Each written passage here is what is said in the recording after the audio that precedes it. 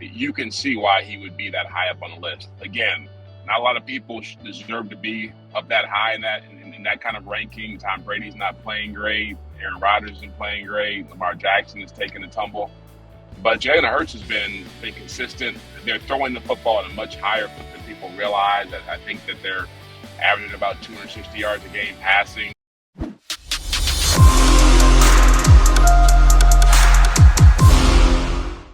Mickey Mouse shenanigans at the NFL owners, the fall meetings yesterday, by the way.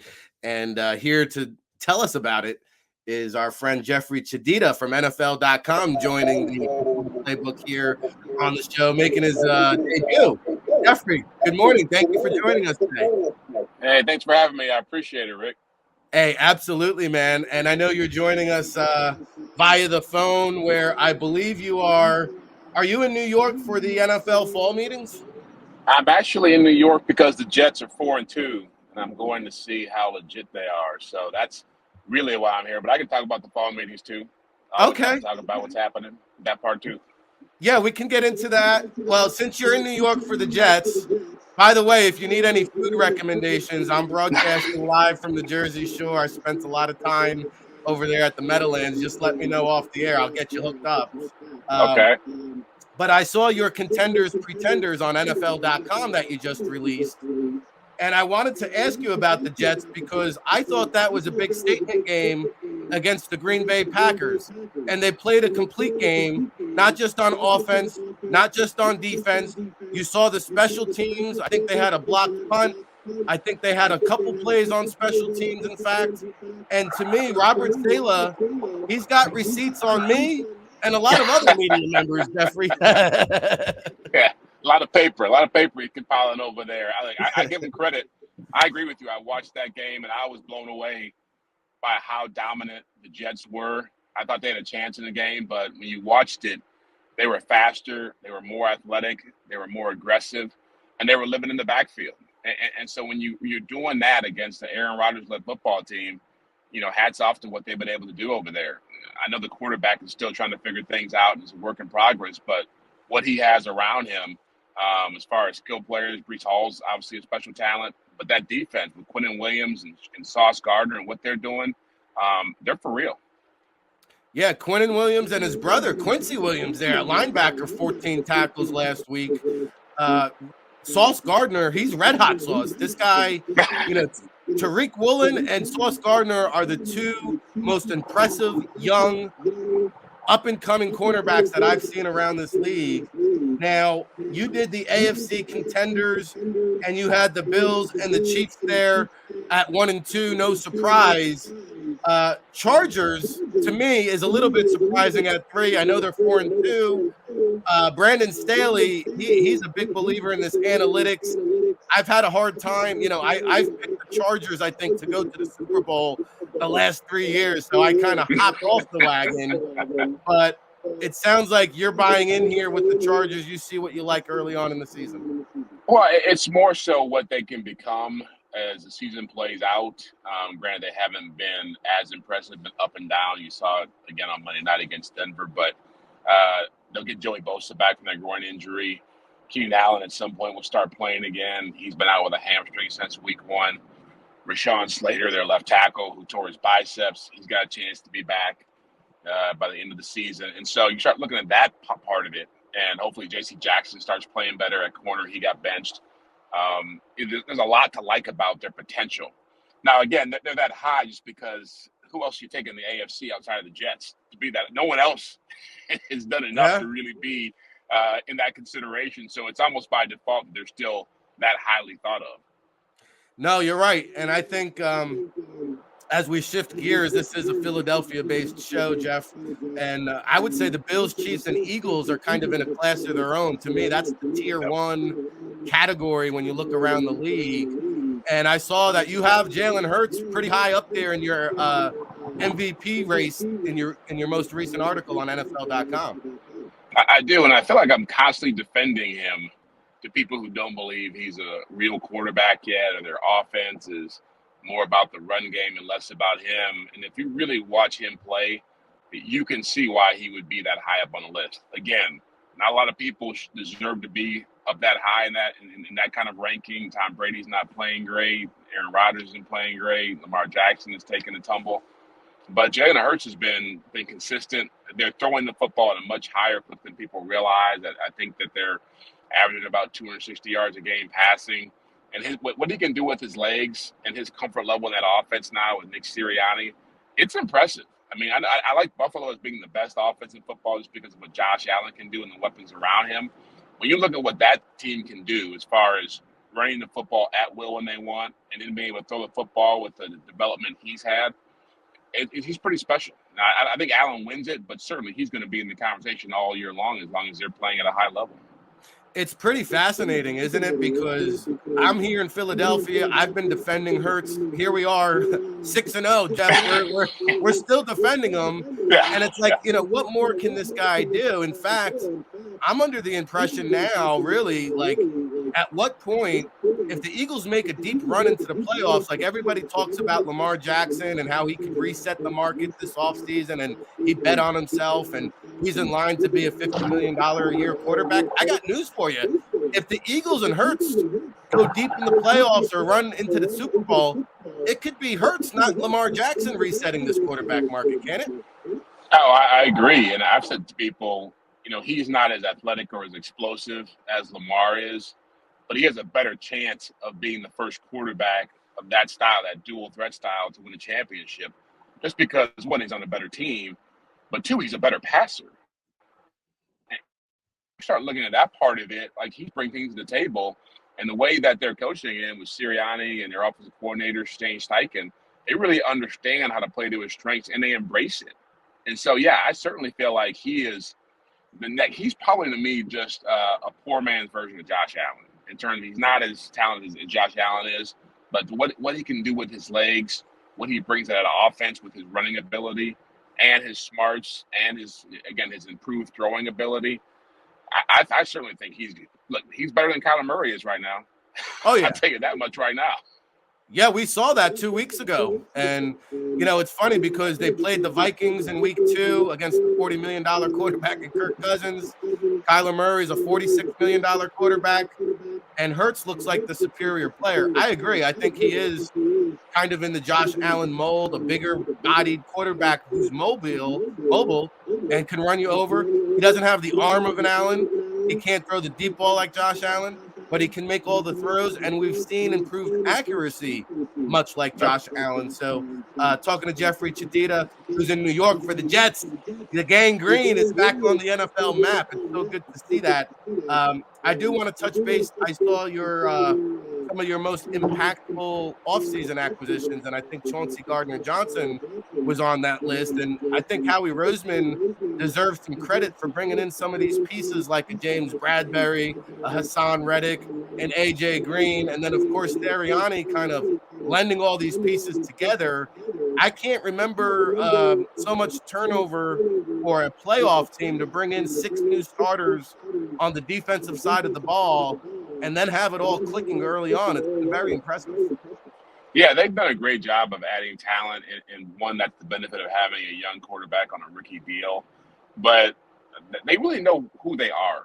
And I think that's what's more impressive about the Eagles right now. They had to change their offense last year at midseason. They made the playoffs. They didn't have the greatest record in the world, but they embraced what they were and they enhanced that. And so they realized, okay, we've got a good run game. Let's give our quarterback a guy who can make plays in the middle of the field at receiver. He'll open some things up for Devonta Smith. Let's add, guys to our secondary like Chauncey Gardner-Johnson and James Bradbury to beef it up. Darius Slay's already a great talent back there. You can argue they have the best secondary in football now. Will help that defensive line. It's already pretty good, get more pressure. And so I think that they were very systematic and strategic in how they went about building this team. And while everybody was talking about how great Dallas could be, or Green Bay or Tampa Bay, they were in the lab figuring out how to compete with those teams. And so now it's like, yeah, it's almost laughable to think that we were talking so much about those teams and the Rams, and they're not in the same universe right now in terms of how they're playing or what they can offer. No, you're right. And Jeffri Chadiha giving us the 411 on some around the league perspective. The Miami Dolphins play on Sunday Night Football this week, Jeff, and they're going to celebrate the 50-year anniversary of the 72 Dolphins, the last alone undefeated team to run the table and win the Super Bowl. Can Mercury Morris and the boys keep the champagne on ice? Should they be worried here, or what do you think? I think they'll be okay. I don't know if anybody's ever going to match that record. And if they are, they'd probably be hunted down by these old dudes who just can't stand like thought of anybody else being in the same category as them or having any kind of success. But I just think it's too hard. 17-0 when you're only playing 14 games, it was doable. But to go 17 games undefeated and then 3 or 4 more games in the postseason, I just think that's too much to ask for anybody. So, yeah, they're going to be okay in the history books. Yeah, we're growling in our beards, Larry Zonka said the other day. So they got their attention. All right, let me ask you about some of the NFL fall meetings topics. Jerry Jones obviously making some noise yesterday. The vote 31-1 in terms of extending Roger Goodell's NFL commissioner status. And Jerry's basically saying, hey, Goodell, he's made $128 million over the last 2 seasons, and the bonuses are kind of vague. The wording doesn't really hold him very accountable. And Jerry's saying, hold up, wait a minute. We don't want to give Roger all this free money. But he was outvoted 31-1. Not even his boy Jim Irsay, who came out earlier this week, had his back. But what can you tell us about this whole situation? Well, it just speaks to how much Roger Goodell is respected by the ownership there. And I know Jerry Jones has an issue with him going back to when Ezekiel Elliott got suspended, and that's really at the heart of some of this stuff. Just Jerry Jones doesn't like him. But, reality is Roger Goodell's taken a lot of arrows for those owners and helped them do a lot of things that they wouldn't be able to do without him. And so some of this is just hazard pay. That's a tough job. You got a lot of guys who make a lot of money who expect a lot of you, and he's found a way to make it work and through a lot of different issues, a lot of different adversities. So, yeah, I understand where Jerry Jones is coming from a personality conflict thing, but ultimately Goodell's been keeping this league running pretty smoothly for a long time. Well, the latest firestorm is kind of surrounding the Daniel Snyder situation there in Washington, and we saw Irsay and I think Jerry Jones come out against Daniel Snyder. Or no, Jones is actually friendly with Snyder. It was Irsay who came out against Snyder this past week. But there seems to be more momentum than ever before in terms of ousting Daniel Snyder. Is that a realistic possibility at this point? I think anytime an NFL owner is coming out and saying there's merit to get rid of another owner, that's real. Because these guys don't go that far when they have issues amongst themselves.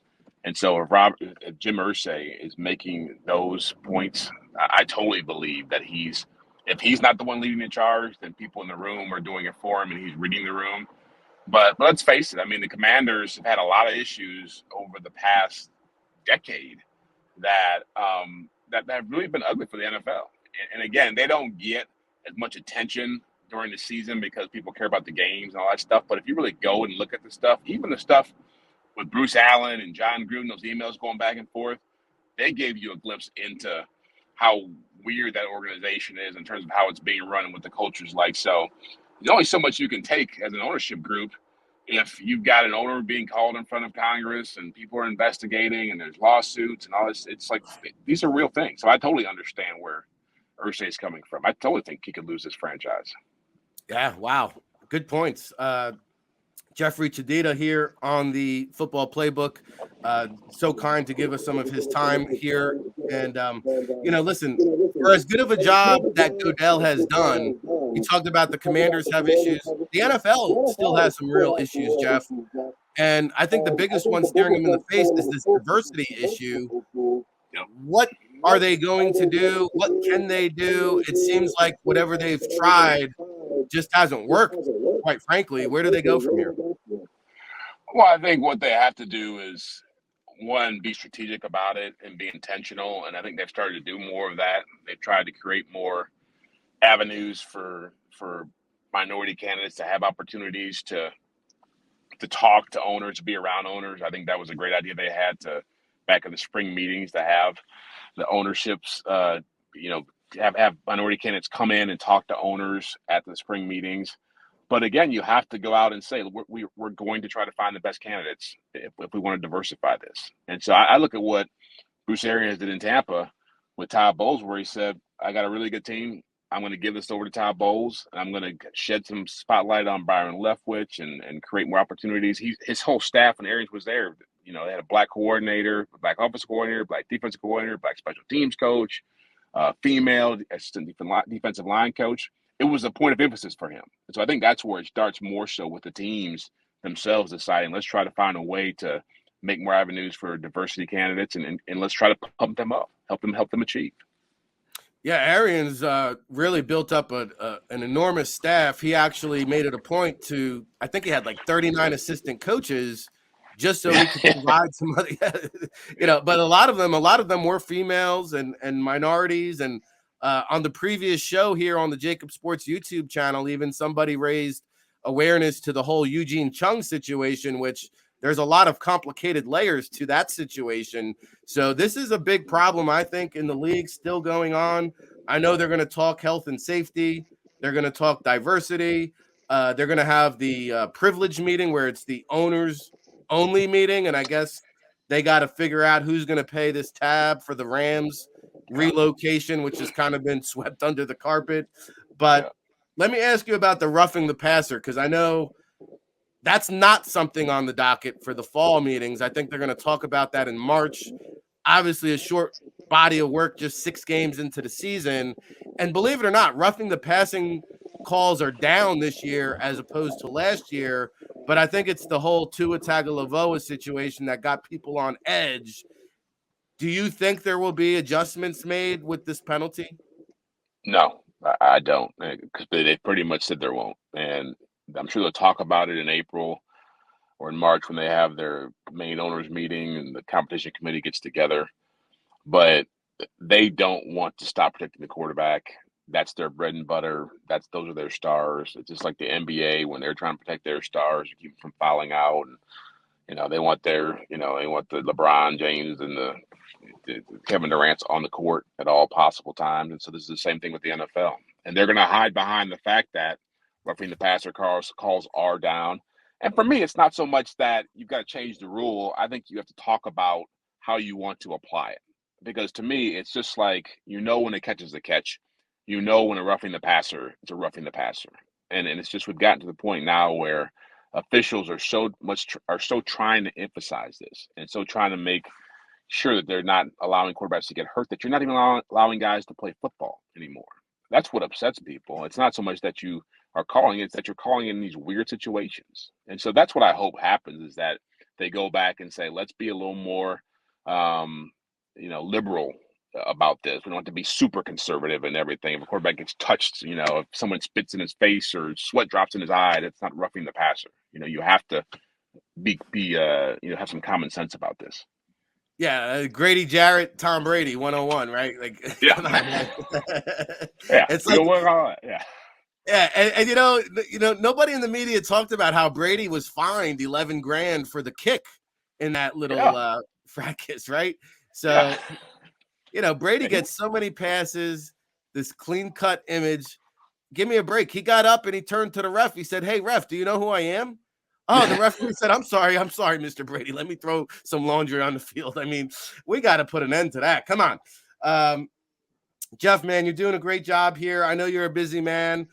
So glad that you're here in New York and you're getting an up-close look with the Jets. Again, if you need any food recommendations, let me know, and I'll get you hooked up. One last question for you, though, here as the Jets take on the Broncos, who – they gave up a lot of compensation for Russell Wilson, 5 draft picks, 3 first-rounders. Oh, by the way, I think they're paying him $48 million a year. And it seems like every week there's an excuse for Russell Wilson, whether it be injury-related or off-the-field related. I mean, is this the beginning of the end for Russell Wilson, or is it just a transition period?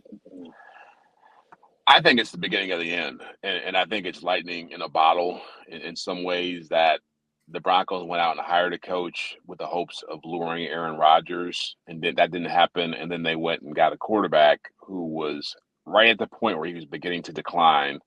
And Seattle didn't know he was going to be this bad, I'm sure, but they knew his weaknesses. And what you're seeing right now is the culmination of his weaknesses combined with bad coaching. I think if he had a better coach, he'd be playing better. If he was 3 years younger, he'd be playing better. But right now, he doesn't move around the same ways. That prevents him from seeing the field as well as he used to. The receivers he's had, from what I've been told, guys like Jerry Jeudy and Cortland Sutton, like they're really good route runners. They're really good when the ball's on time. But guys like DK Metcalf and Tyler Lockett, he could throw it up to them. They can make contested catches. They were just better at that kind of stuff. So not having that's a factor. And so, yeah, I think they have to stop trying to play as if he's a $250 million quarterback and start trying to do the things he did well in Seattle, which was play off the run game, play action, play to the defense. They'll have more success. I mean, he's not Patrick Mahomes. He's not Tom Brady. He's not Aaron Rodgers, but he's also not, Sam Darnold. I mean, there's a gray area here you can work within. Yeah, and I think like Richard Sherman said on the Amazon postgame the other day or a couple weeks ago, the Broncos defense will have to play historic for the Broncos to be a contender. So, yeah, we appreciate the time here, Jeff. I know you got the first read up on NFL.com, sorting through the contenders and pretenders of the AFC. A lot of news and nuggets from around the league. What else can fans anticipate or expect coming out of you next? I know you got the Jets game coming up. What else you got cooking? Jets game coming. I'm working on a story about just aggressive general managers, just how much the league has changed in terms of how roster building happens. We saw what happened last year with the Rams and the way they approached building a roster. You see what's happened in Philadelphia with Howie Roseman, how aggressive he's been. It just seems like there's more stuff happening in the offseason, and more of these younger guys are just not being pragmatic and cautious. They're really going out and gambling and trying to win big. And I'm also doing a big story on just how important number one wide receivers are, and again the impact AJ Brown's had, what Tyreek Hill's meant in Miami. You see what Stephon Diggs has done with Buffalo, just how important it is to have that kind of player in today's NFL. Yeah, no, good stuff. A.J. Brown has certainly made a big impact here in Philadelphia, and I am anticipating with a lot of these younger GMs. You see Howie Roseman took a page out of Les Snead's playbook with the offseason acquisitions. I am anticipating more frenziness during the trade deadline, so we'll keep it locked on NFL.com for all your analysis. Of course, NFL Network, and almost as good as your content, Jeff, is your suit game, brother. Keep up the good work, man. You're looking thrifty out there these days. I appreciate it, man. Next time we do this, I'll be on air with you. I promise, and I won't be driving down the Garden State Parkway. All right. Well, hey, enjoy the swampland. Let us know if you find Jimmy Hoffa over there at the Meadowlands, and we will definitely take you up on bringing you back here on the Football Playbook. All right, man. Take care of yourself.